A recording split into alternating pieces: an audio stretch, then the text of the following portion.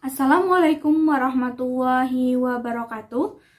Perkenalkan, nama saya Rizka Uswatun Hasanah, NIM 2119268. Di sini saya akan mencoba menjelaskan materi mengenai kepemimpinan dalam manajemen MMT. Kesuksesan penerapan MMT itu sangat tergantung pada komitmen pimpinan puncak dan memanage perencanaan, implementasi, monitoring, dan evaluasi hasil pelaksanaannya. Komitmen pimpinan tidak hanya dalam hal keberpihakan dalam penentuan kebijakan, tetapi sampai pada tahap pelaksanaan, pengawasan, dan evaluasinya itu termasuk dana serta partisipasi atau waktunya. Pada pembahasan kali ini kita akan membahas 6 topik, yaitu yang pertama, definisi kepemimpinan, yang kedua, kepemimpinan mutu, yang ketiga, gaya kepemimpinan, yang keempat, gaya kepemimpinan dalam konteks manajemen mutu, yang kelima, kepemimpinan versus manager, dan yang keenam, membangun kepengikutan atau followership. Yang pertama kita bahas yaitu definisi kepemimpinan. Para ahli umumnya mengakui kepemimpinan sebagai seni mempengaruhi dan mengarahkan orang dengan cara kepatuhan, kepercayaan, hormat, dan kerjasama yang bersemangat dalam mencapai tujuan bersama. Para pempraktik biasanya mendefinisikan pemimpin sebagai orang yang menerapkan prinsip dan teknik yang memastikan motivasi, disiplin, dan produktivitas dalam bekerja sama untuk mencapai tujuan organisasi. Dari beberapa definisi dapat kita simpulkan bahwa inti dari kepemimpinan adalah kemampuan untuk menggerakkan bawahannya untuk melakukan sesuatu agar tujuan dari organisasi tercapai dengan maksimal, dengan memanfaatkan manajemen yang disesuaikan dalam setiap situasi dan kondisi real lapangan. Coach dan Davis dalam bukunya yaitu Introduction to Total Quality Management mendefinisikan kepemimpinan atau leadership adalah kemampuan menginspirasi orang-orang agar mempunyai keinginan yang total, komitmen yang sukarela untuk mencapai target bahkan melebihi tujuan-tujuan organisasi. Kata penting dalam definisi ini menurut Coach adalah menginspirasi, yang diartikan motivasi yang sudah terinternalisasikan ke dalam diri setiap anggota atau organisasi sehingga kemauan dan komitmen tumbuh dalam diri mereka. Berbeda dengan terminologi motivasi yang lebih bermakna dorongan secara eksternal sehingga tidak bertahan lama sewaktu tidak ada stimulus eksternal. Di sini lebih menumbuhkan rasa memiliki terhadap organisasi. Bila ada rasa memiliki dari setiap karyawan, maka mereka akan bergerak dengan sendirinya untuk bersama-sama anggota lainnya untuk mencapai tujuan organisasi yang dicapai. Kepemimpinan adalah upaya mempengaruhi perilaku orang-orang agar mau bekerja sama untuk mencapai tujuan tertentu. Definisi itu mengandung dua pengertian pokok yang sangat penting, yaitu yang pertama, mempengaruhi orang lain. Kepemimpinan dalam organisasi diarahkan untuk mempengaruhi orang-orang yang dipimpinnya, agar mau berbuat seperti yang diharapkan ataupun diarahkan oleh orang yang memimpinnya, kecuali dorongan, semangat, dan kesadaran dari dalam dirinya untuk memperbaiki mutu kinerjanya, motivasi intrinsik. Juga terdapat dorongan dari luar dari orang-orang itu untuk berbagi dan berperilaku, dan itulah yang disebut dengan motivasi ekstrinsik.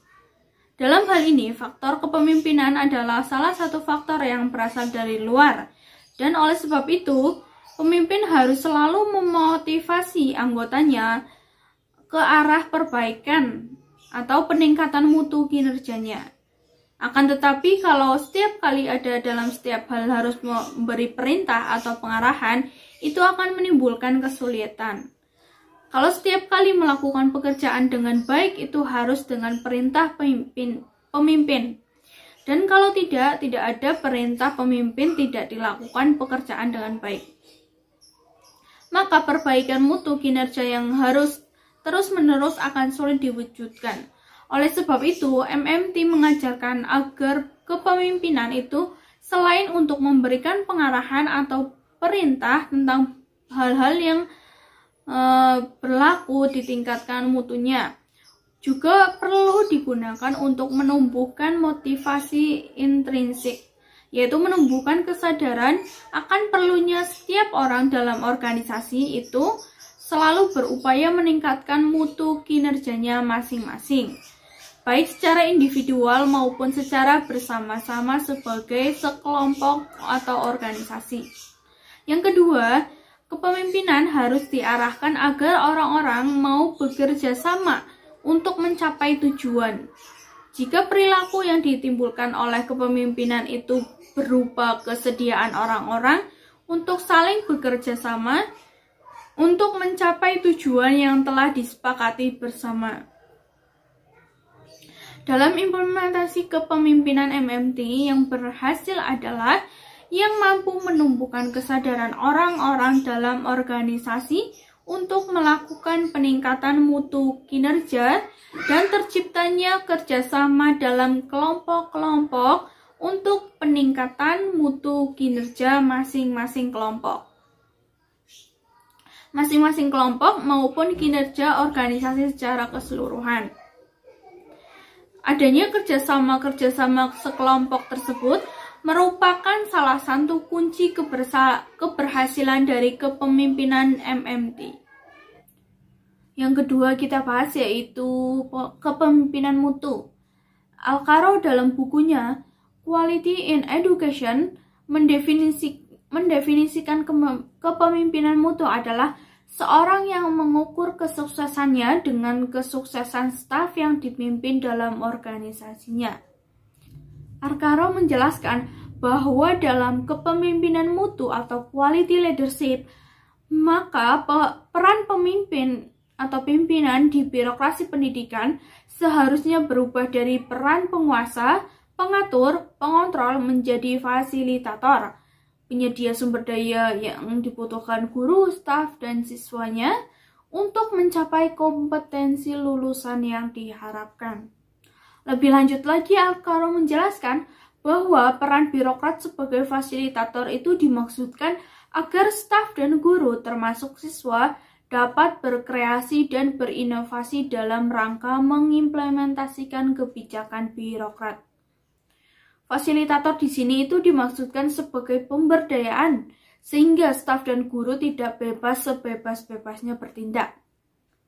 Hal ini sesuai dengan esensi dari manajemen berbasis sekolah atau MBS.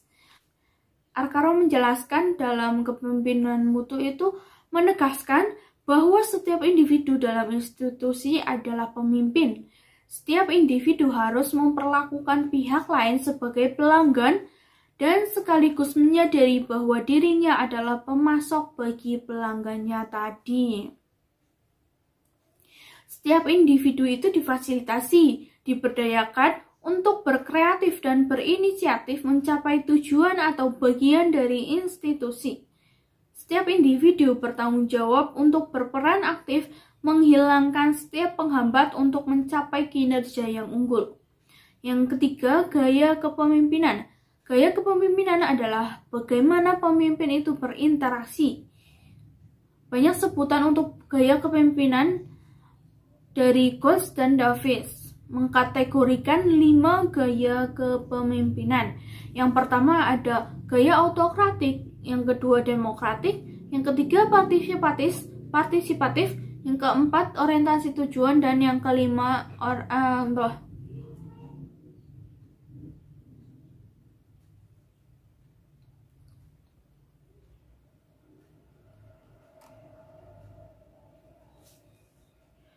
banyak sebutan untuk berbagai gaya kepemimpinan menurut Coase dan Davis mengkategorikan dalam 5 gaya kepemimpinan, yaitu yang pertama gaya autokratik, yang kedua demokratik, yang ketiga partisipatif, yang keempat orientasi tujuan, dan yang kelima situasional. Yang pertama autokratik. Gaya kepemimpinan autokratik disebut juga diktatorial, dan sebagian orang yang menyamakan gaya dengan militeristik. Pemimpin dengan gaya ini mengambil keputusan tanpa meminta pertimbangan orang atau karyawan yang harus mengerjakan keputusan tersebut atau yang terkena akibat dari keputusan tersebut. Pemimpin ini menyuruh orang mengerjakan secara patuh apa yang ia katakan.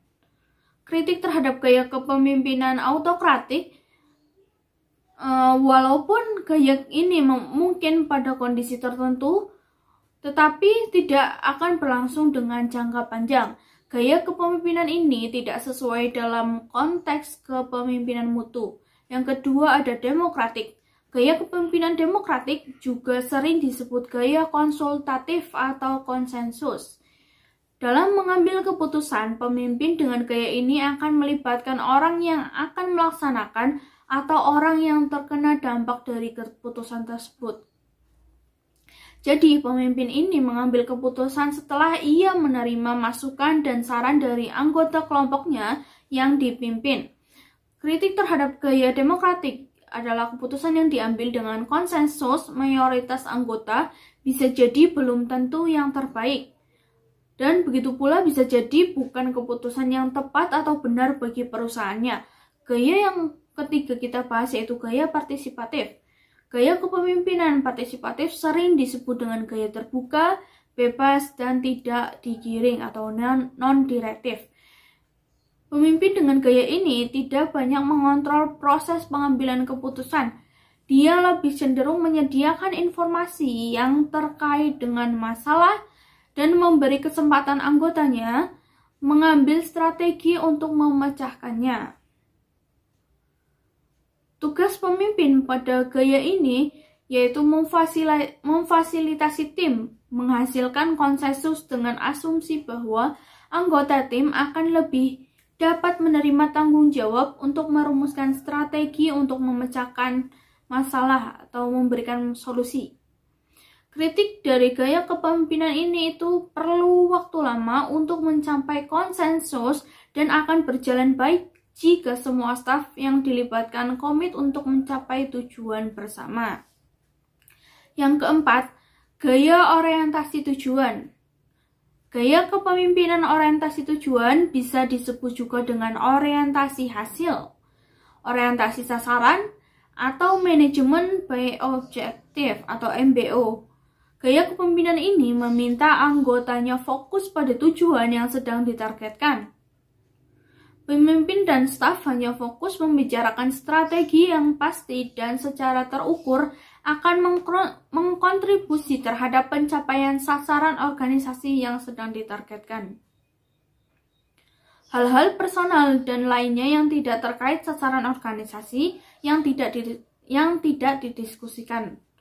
Kritik terhadap gaya ini yaitu ketika tim fokus pada tujuan yang spesifik secara intens yang dianggap penting, hal atau masalah lain yang lebih besar bisa lepas dari perhatian mereka. Untuk kepemimpinan mutu, gaya kepemimpinan ini dianggap terlalu fokus pada hal yang sempit dan dapat jadi fokus pada masalah yang salah. Gaya kepemimpinan yang kelima yaitu gaya situasional. Gaya kepemimpinan ini disebut juga gaya kepemimpinan cair atau kontingensi.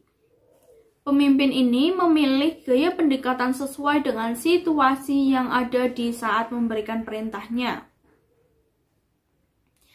Contoh indikasi situasi atau lingkungan didasarkan pada hal-hal berikut, yaitu yang pertama, hubungan pimpinan dengan anggota tim, yang kedua, bagaimana persisnya tindakan yang dilakukan harus sesuai dengan spesifik petunjuknya, yang ketiga, besarnya kewenangan yang dipunyai pimpinan dengan anggota tim. Jenis gaya kepemimpinan yang mana yang dipilih pimpinan tergantung situasi mana yang dominan dari faktor-faktor tersebut. Pada situasi yang berbeda, pemimpin yang sama akan memilih gaya kepemimpinan yang berbeda. Kepemimpinan mutu akan menolak gaya kepemimpinan ini. Karena apa? Karena kritik terhadap gaya ini hanya berbasis pada kepentingan jangka pendek daripada menyelesaikan persoalan yang jangka panjang. Pembahasan selanjutnya yang keempat yaitu gaya kepemimpinan dalam konteks mutu terpadu. Pada setting mutu terpadu atau total quality, gaya kepemimpinan yang sesuai menurut Coates dan Davis adalah partisipatif tingkat tinggi, dengan arti mencari masukan dari para staf yang sudah diberdayakan terlebih. Pada gaya kepemimpinan situasional, yang tradisional pimpinan hanya menerima input saja tanpa pemberdayaan staf yang terencana. Mengkoleksi input dari staf bukanlah hal yang baru, namun mengkoleksi input, menelusuri, peduli, bekerja sama staf untuk meningkatkan mutu input atau penghargaan kepada staf atas perbaikan inputnya. Ini semua adalah gaya kepemimpinan partisipatif tingkat tinggi, di mana semestinya diterapkan dalam setting kepemimpinan mutu terpadu. Kepemimpinan pendidikan mutu memiliki peran yang sangat penting dalam kaitannya dengan pemberdayaan guru dan para staf untuk bekerja sama dalam satu tim yang solid. Dengan demikian, seorang pemimpin pendidikan mutu harus mempunyai kriteria sebagai berikut. Yang pertama, melibatkan para guru dan seluruh staf dalam aktivitas penyelesaian masalah dengan menggunakan metode ilmiah, prinsip-prinsip mutu, dan kontrol proses. Yang kedua, meminta pendapat mereka tentang berbagai hal dan tentang bagaimana menjalankan tugas dan tidak sekedar menyampaikan bagaimana seharusnya bersikap. Yang ketiga, menyampaikan sebanyak mungkin informasi manajemen untuk membantu pengembangan dan meningkatkan komitmen mereka. Yang keempat, menanyakan pendapat staf tentang sistem dan prosedur mana saja yang menghalangi mereka dalam menyampaikan mutu kepada pelanggan, bisa pelajar, orang tua, maupun partner kerja.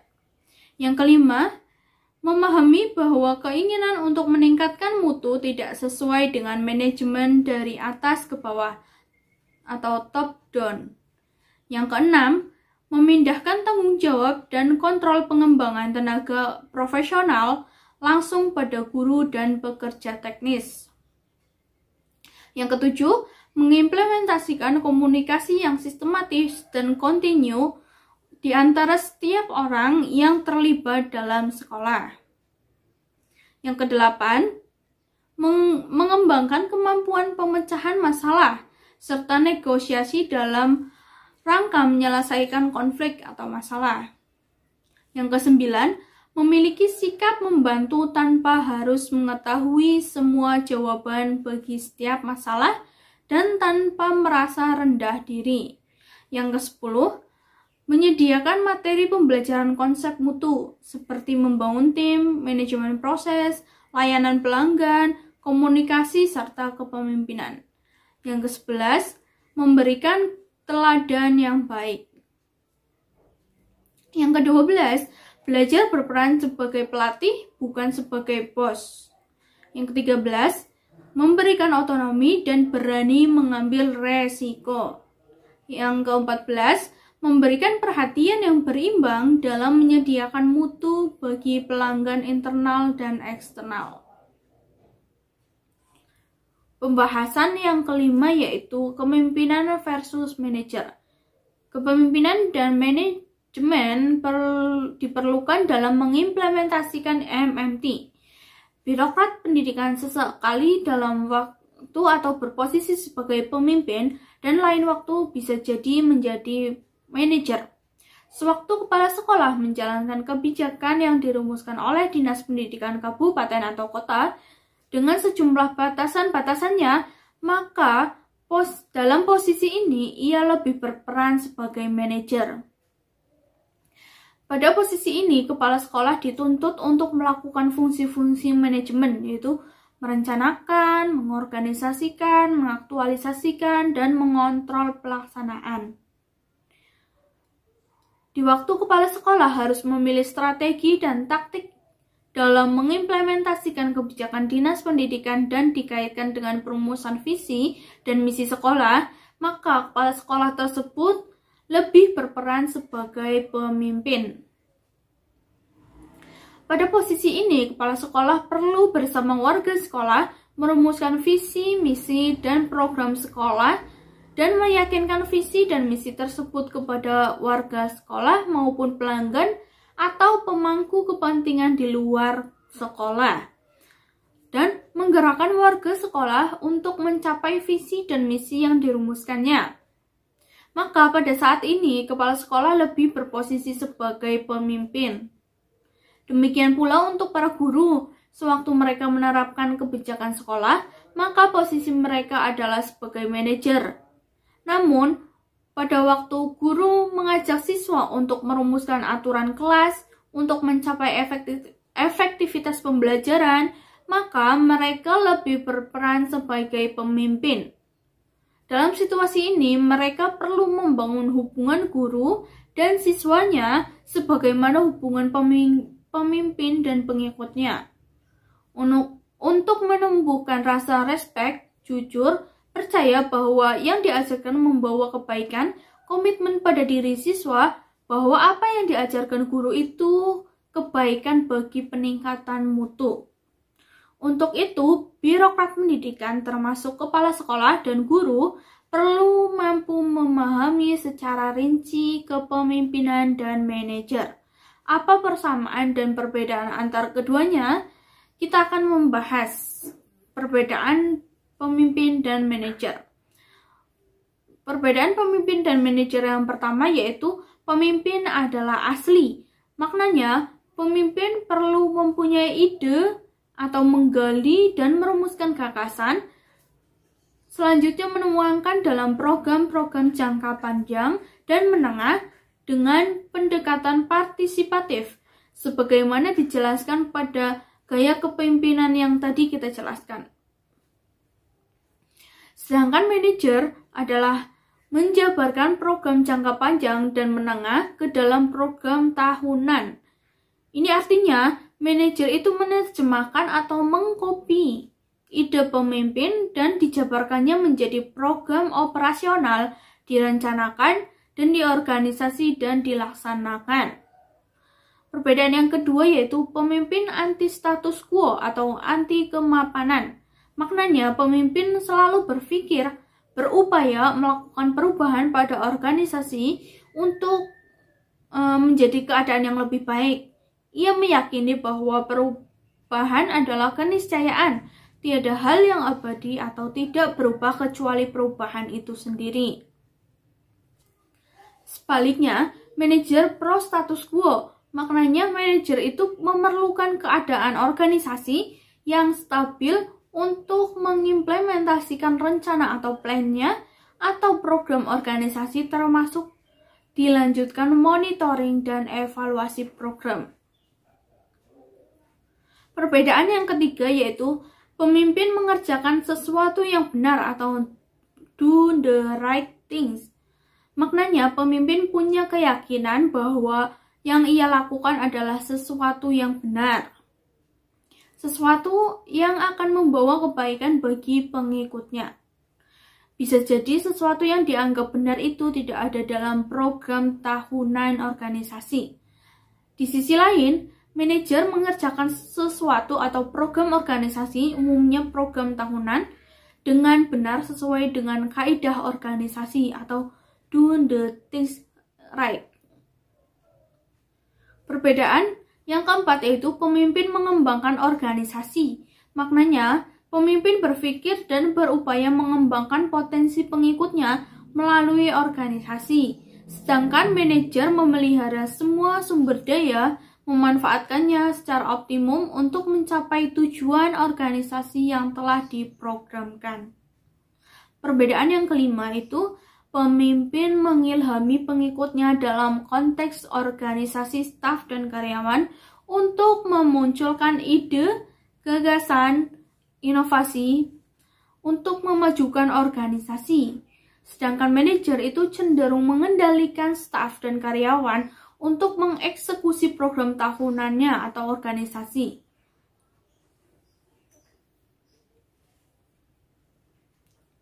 Perbedaan yang keenam, pemimpin itu melakukan inovasi. Maknanya pemimpin terus melakukan pembaharuan untuk kemajuan organisasi, sementara manajer cenderung mengelola yang ada untuk melaksanakan program organisasinya secara efektif dan efisien.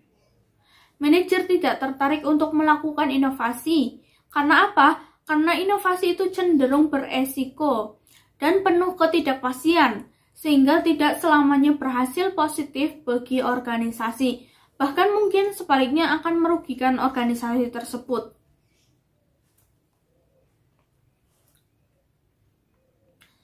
Perbedaan yang ketujuh, yaitu pemimpin berorientasi jangka panjang. Maknanya pemimpin perlu melihat jauh ke depan untuk merumuskan visi organisasi yang visioner, mentransformasikan nilai-nilai organisasinya saat ini ke masa jauh ke depan. Manajer cenderung fokus pada program jangka pendek yang harus dilaksanakan saat ini. Bagaimana program organisasi dapat dilaksanakan dengan baik dan kapan dapat diselesaikan mencapai tujuan yang diharapkan.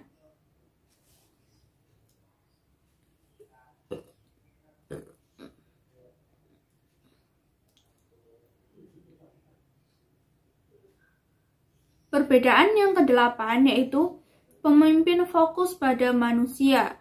Maknanya, pemimpin peduli nasib, kesejahteraan, dan pengembangan karir, staf, dan karyawan. Sedangkan manajer itu fokus pada sistem, prosedur, atau aturan untuk menjalankan program organisasinya dengan benar. Perbedaan yang kesembilan yaitu pemimpin fokus pada apa dan mengapa, yaitu fokus pada rasional, alasan pengambilan suatu kebijakan organisasi yang harus sesuai dengan nilai-nilai, falsafah, ideologi organisasi. Manajer juga fokus kapan tujuan program dapat dicapai.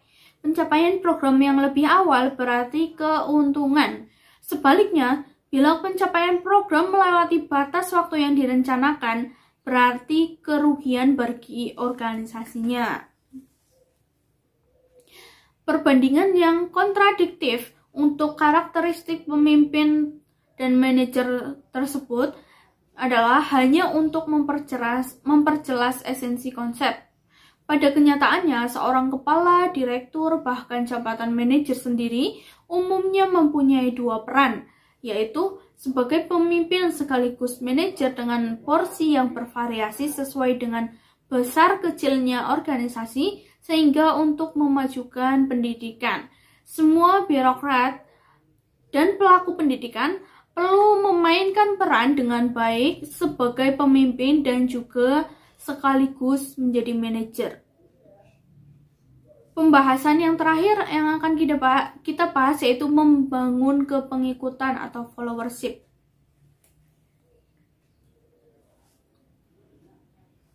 Seorang manajer dapat menjadi pemimpin apabila anggota kelompok berkeinginan tetap setia mengikutinya.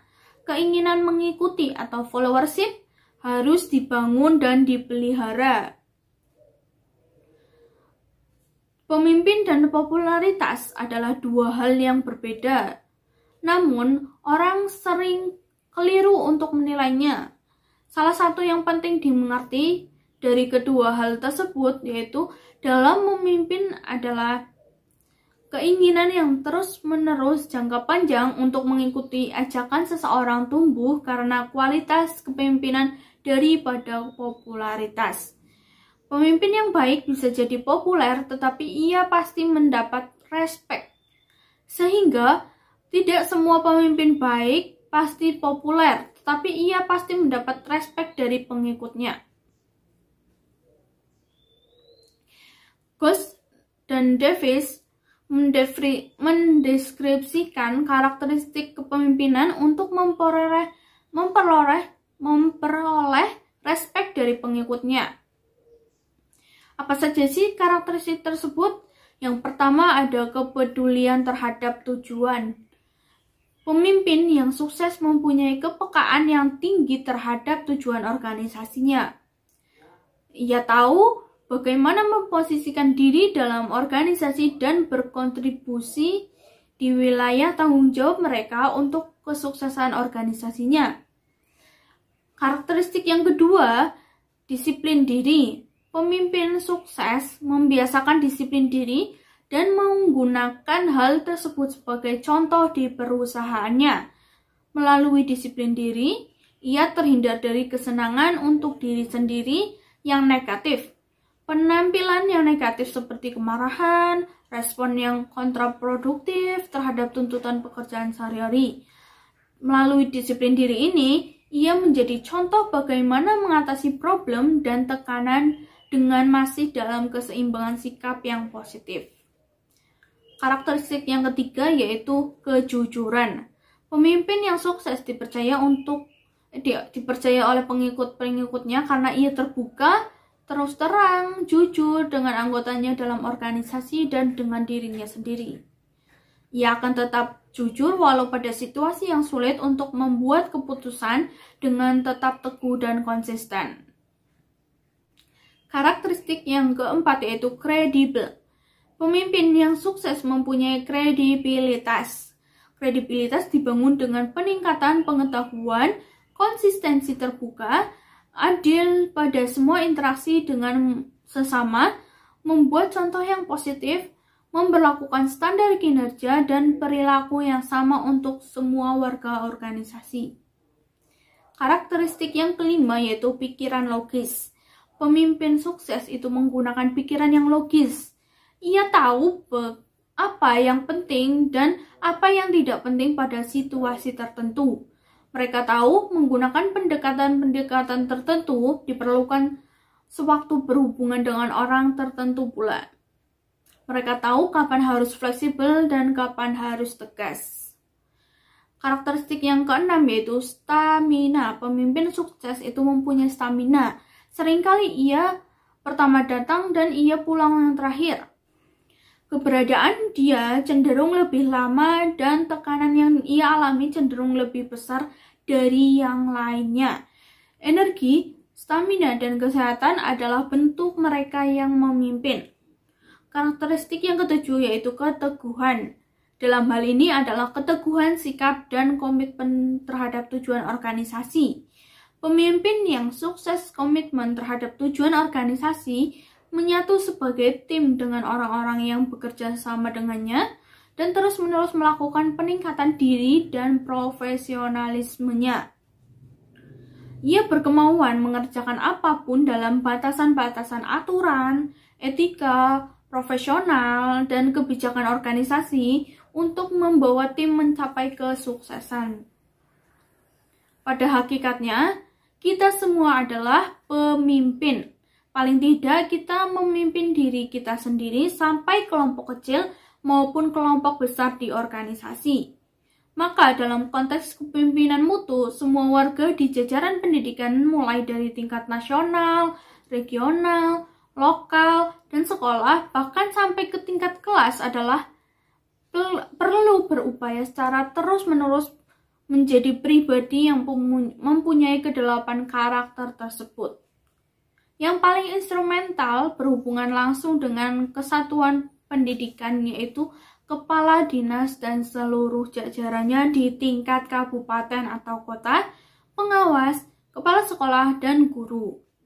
Dalam paradigma piramida terbalik dan secara kepala sekolah akan selalu fokus pada tujuan, disiplin, jujur, kredibel, berpikir logis, dan seterusnya, sehingga ia menjadi contoh atau role model dalam memfasilitasi guru, staf, dan siswanya untuk mengoptimalkan potensi mereka untuk mencapai tujuan atau melampaui tujuan yang ditargetkan. Di tingkat kelas, pemimpinnya adalah guru. Untuk itu, guru pun perlu mempunyai 8 karakteristik tersebut. Nasihat bijak itu mengatakan, the most effective teaching is the example. Artinya, dengan mewujudkan 8 karakter dalam kelas tersebut, akan membangun hubungan yang respect antara guru dan siswanya, dan pada gilirannya nanti, siswa akan menirukan dan menginternaliskan nilai-nilai tersebut ke dalam kehidupan di kelas, lingkungan, sekolah, dan diharapkan bisa sampai lingkungan keluarga dan masyarakat. Ya, itu saja materi yang saya sampaikan. Kurang lebihnya mohon maaf. Wabillahi taufik wal hidayah. Wassalamualaikum warahmatullahi wabarakatuh.